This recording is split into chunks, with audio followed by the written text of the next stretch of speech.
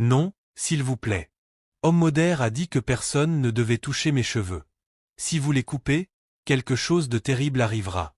Je te bénirai avec cet enfant, mais cette bénédiction s'accompagne de grandes conditions et de terribles conséquences. Si jamais tu coupes les cheveux blancs de cet enfant, la forêt la reprendra immédiatement. Je te bénirai avec cet enfant, dit l'esprit de la forêt, sa voix profonde et lourde de puissance. Mais cette bénédiction s'accompagne de grandes conditions et de terribles conséquences. Si jamais tu coupes les cheveux blancs de cet enfant, la forêt la reprendra immédiatement. Anna tomba à genoux, serrant le bébé aux cheveux blancs contre sa poitrine. Je le jure, cria-t-elle. Je jure que je ne les couperai jamais. J'obéirai à chaque instruction que tu me donneras, grande mère de la forêt. Les yeux de l'esprit de la forêt brillèrent comme des lucioles dans l'obscurité. Bien. Très bien, dit-elle doucement. Le jour de son 18e anniversaire, quelque chose d'inattendu arrivera. Seul un amour vrai et pur pourra le briser. Le cœur d'Anna se mit à battre violemment. Que va-t-il se passer? Demanda-t-elle, terrifiée. Mais avant qu'elle n'entende la réponse, l'esprit disparut comme de la fumée dans l'air, laissant Anna seule dans la forêt, tenant un bébé qui n'était né d'aucune femme. Que va-t-il se passer le jour de ses 18 ans? Murmura Anna. Restez avec moi, mes amis, et je vous raconterai cette histoire. Beaucoup de gens au village disaient autrefois qu'Anna était maudite. Non pas parce qu'elle était mauvaise. Au contraire, elle avait l'un des cœurs les plus purs et les plus gentils que l'on ait jamais connus. Non pas parce qu'elle était orgueilleuse, elle était douce et humble, mais parce qu'après cette longue année de mariage, elle n'avait toujours pas d'enfant. Au début, son mari Obasi était patient. Il lui tenait la main la nuit et disait « Cela arrivera un jour. Ne t'inquiète pas trop, ma chère épouse. » Il priait avec elle. Il la consolait. Mais année après année passaient et rien ne changeait. Peu à peu, l'amour d'Obasi se transforma en silence. Puis le silence devint colère. Un soir, il fit ses bagages. « Je ne peux pas gaspiller ma vie à attendre une femme stérile, dit-il froidement. Je mérite des enfants, une vraie famille que j'ai déjà trouvée dans le village voisin. » Anna tomba à genoux. Elle s'agrippa à ses jambes et le supplia. Même si elle savait depuis des années qu'il lui était infidèle, elle avait fait semblant de ne rien savoir, espérant qu'un jour elle finirait par lui donner un enfant. « S'il te plaît, ne me quitte pas, pleura-t-elle. Je ferai n'importe quoi. J'irai n'importe où. S'il te plaît. » Obasi la repoussa. « J'en ai fini, dit-il. » Et comme ça, il partit. À partir de ce jour-là, Anna ne fut plus que l'ombre d'elle-même. Elle cessa de rire. La tristesse s'installa profondément dans son cœur. Elle pleurait chaque nuit jusqu'à s'endormir.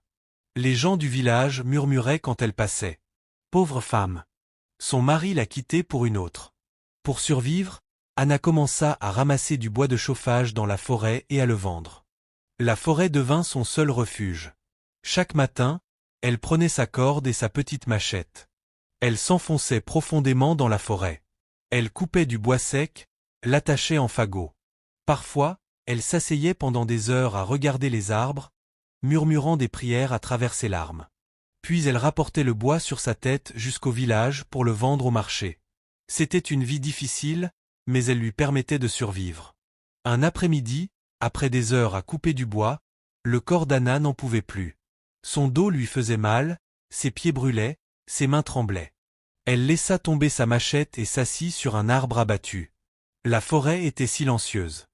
Seuls les oiseaux et le doux bruit des feuilles bougeant dans le vent se faisaient entendre.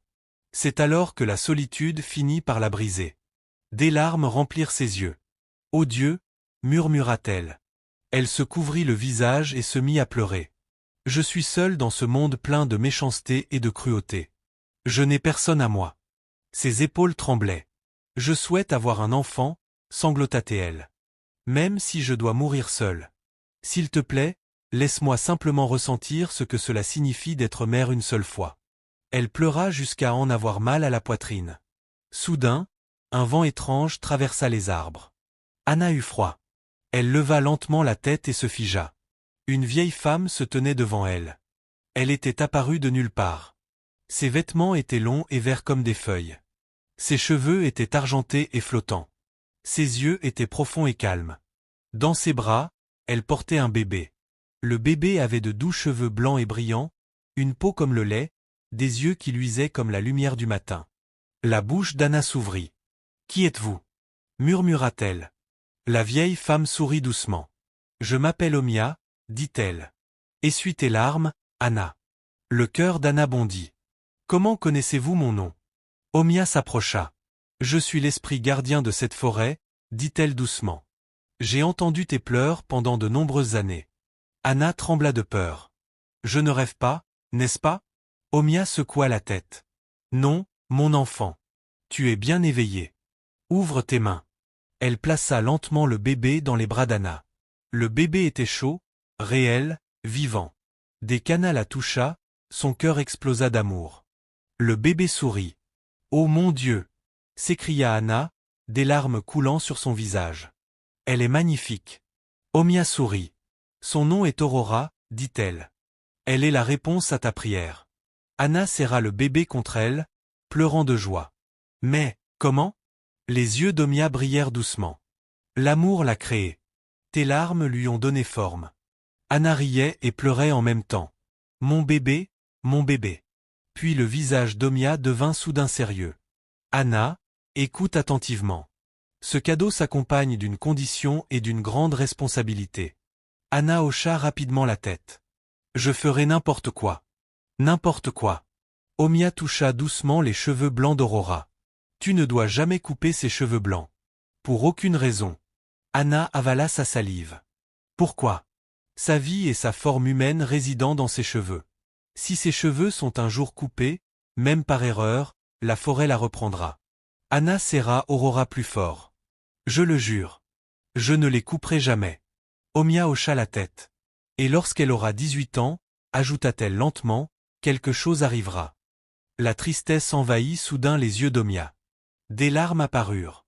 Son corps commença à briller, sa forme se dissout en lumière. « Que va-t-il se passer, grande mère de la forêt » demanda Anna, terrifiée. Mais Omia disparaissait déjà. « Prépare-toi » résonna sa voix dans la forêt. « Prépare-toi, mon enfant. » Anna tomba à genoux. « Me préparer à quoi » cria-t-elle. « Que va-t-il arriver à mon enfant » Mais Omia avait disparu. Anna resta là, tremblante, tenant Aurora, ne sachant pas si tout cela était réel. Le bébé rit. Anna sourit à travers ses larmes. « Tu es à moi maintenant. Quoi qu'il arrive, 18 ans, c'est long. Nous affronterons tout ensemble. » Et pour la première fois depuis de nombreuses années, Anna sortit de la forêt avec de l'espoir. Aurora grandit plus vite que tous les enfants qu'Anna avait connus. Il semblait que c'était hier qu'elle était un petit bébé aux cheveux blancs, dormant paisiblement dans ses bras.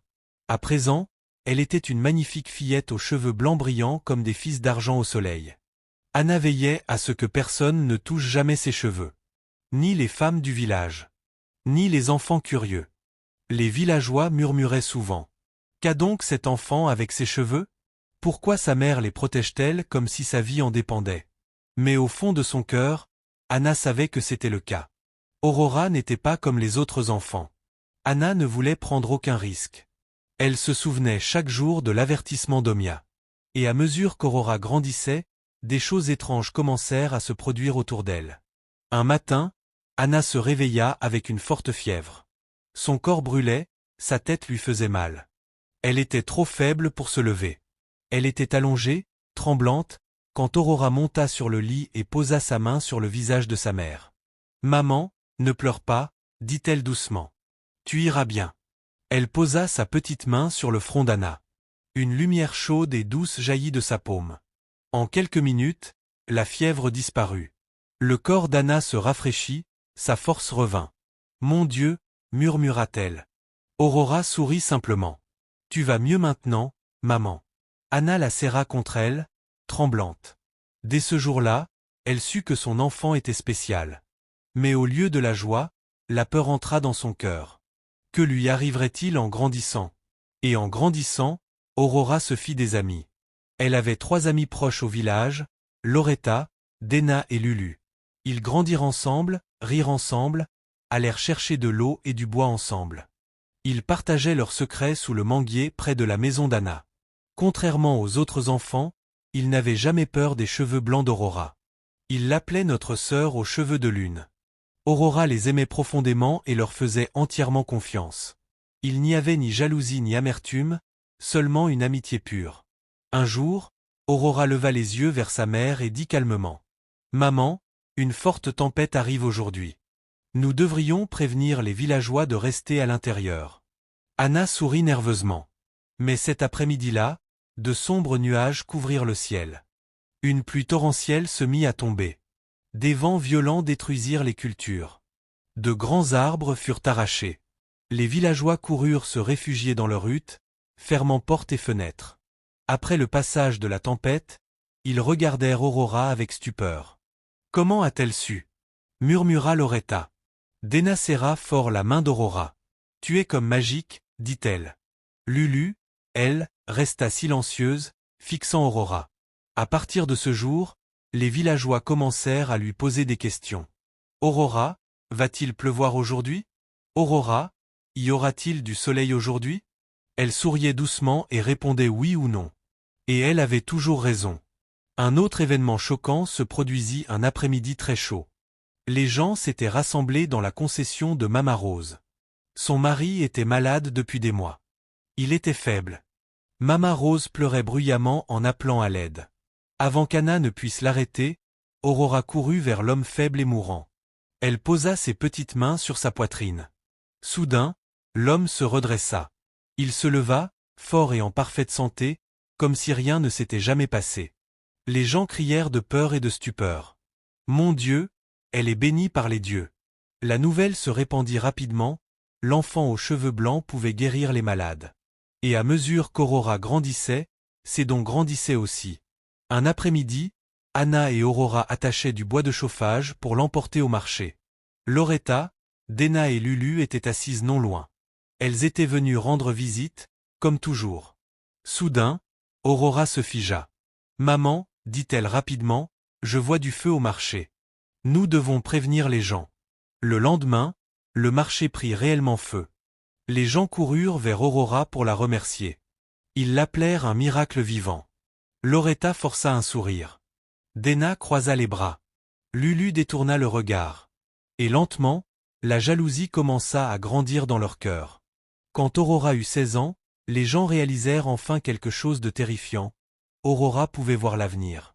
Elle pouvait guérir les malades. Chaque fois que quelqu'un tombait malade, on accourait chez Anna. « Anna, s'il te plaît, amène Aurora, suppliait-il. Aurora les aidait tous. Elle ne demandait jamais d'argent. Elle n'acceptait jamais de cadeaux. Elle souriait simplement et disait « Je n'ai pas besoin de paiement pour mon don. » Mais Anna n'était plus en paix. Chaque guérison alourdissait son cœur. Chaque prophétie augmentait sa peur. Et à mesure que la renommée d'Aurora grandissait, quelque chose de petit et sombre s'insinua silencieusement dans le cœur de ses trois amis. Anna le remarqua. Un jour, elle appela Aurora près d'elle et murmura « Mon enfant, sois prudente avec tes amis. Je vois la jalousie et la haine entrer dans leur cœur. » Aurora sembla choquée. « Elle-même, maman, dit-elle doucement. » Anna lui prit le visage entre ses mains. « Promets-moi quelque chose, dit-elle tendrement.